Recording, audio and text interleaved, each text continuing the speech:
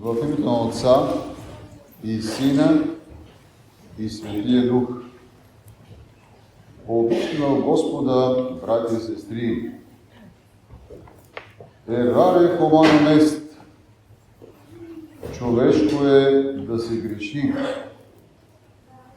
Това е стара сентенция, но въпреки това е същевременно неоспорим факт, защото човек е подвластен на греха, т.е. грехоподобен. Ако всички хора бяха добри и праведни, нямаше да има нужда от проповед за покаяние. Христос дойде именно за това, да призове хората към покаяние и обнова. Такъв е случая и в днешното свето литургийно Евангелие, където чухме за срещата на Захея с Спасителя. Захей бил богат човек, началник на митарите, т.е. на събирачите на данъци. Те са били назначавани от римската власт, която бе покорила Юдейското царство. Митарите били евреи, простодушни и чистосърдечни хора, но те не били обичани от народа и най-вече от своите съграждани фарисеите. Първо, защото били чиновници на омразната за тях римска власт, и второ, защото се знаело, който може би е вършил и Захей, че те, като събират данъците, грабят и за себе си. Искам да спра вашето внимание на две обстоятелства, върху които трябва да размислим и да се поучим. А именно, ропота на фарисейската тълпа за това, че Исус влязъл в къща Захея. И второ, начина, по който Захей си отворя път към спасението. По първото, в Словото Божие много пъти е казано, че болните имат нужда от лекар, но най-вече ония болни, които искат да оздравеят. И Исус Христос удовлетворява тази нужда и това желание, защото Неговата божествена мисия се състои в това да подири и спаси погиналото. С тази цел Той влиза в дома на богатия Захей. Но тълпата роптае и негодува, че Исус влиза в дома на грешен човек. Подобно поведение, за съжаление, се наблюдава и в наши дни. Но християнина трябва да се пази от осъждане, защото знаем, че с каквато мярка мерим, с такава и на нас ще ни се отмери.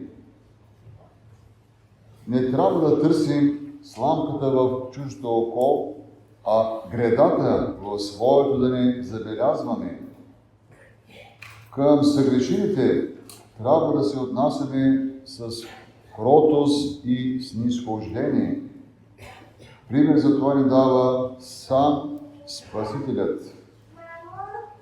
Съгрешилият има нужда от нашата братска любов и доброжелателство, за да се изправи, тъй както и Захей беше спасен с посещението и любовта на Иисуса.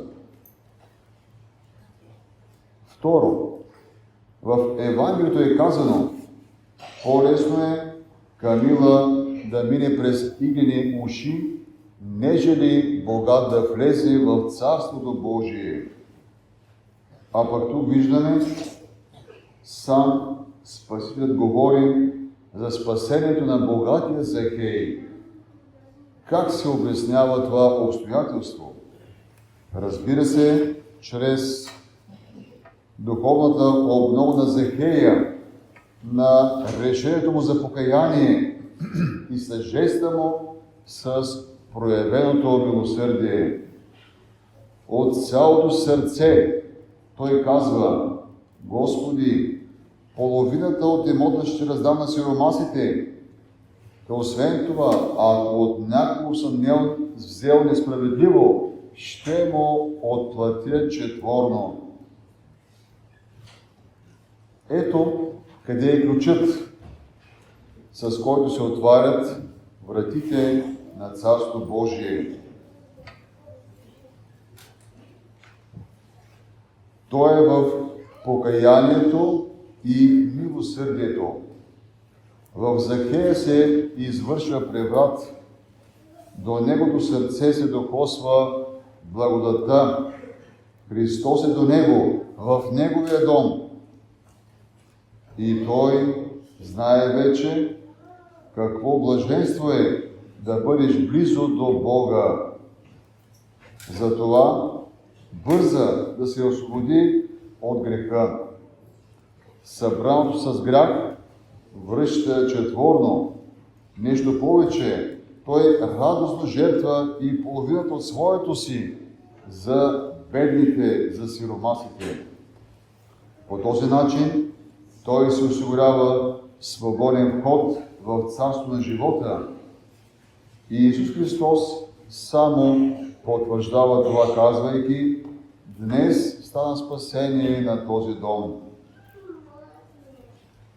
Това е начинът за богатите хора да се отворят път към царството на живота. И всички ние трябва да подражаваме на Захея. Той се покачил на високо дърво, за да види Господа. Нека и ние се възкачим високо по стълбата на добродетелите, с вяра и любов, с ум и сърце, да се издигне към Бога и Той непременно ще се установи в нашите души. Ако искаме, и ние можем, както Захея, да приемем Господа у дома си. Колко злочести, осъкатени, нещастни сираци, които са брати Христови, се движат между нас. Нека им помагаме, кой с каквото може според своите собствени сили. Господ ще го приеме.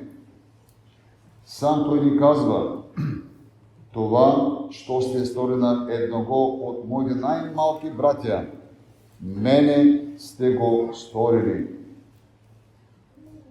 Както Захей прие Исуса в дома си, прояви милосърдие на душата си, тъй можем и трябва да постъпваме и ние.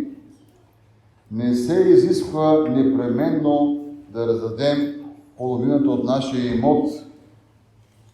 Милосърдието може да се изрази с малко, но да бъде от сърце и на време. Не когато на нас се иска, а винаги когато някой наш ближен е в нужда. Братя и сестри, Захей почувства Божия любов, проявена към него, и тя стопли леда в сърцето му. От скъперник той стана благотворител.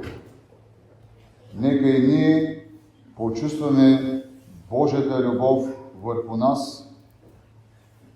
Нека по-често четем Светото Евангелие и да прозираме в него проявението на дело Божия любов към всички човеци, било то праведници или грешници.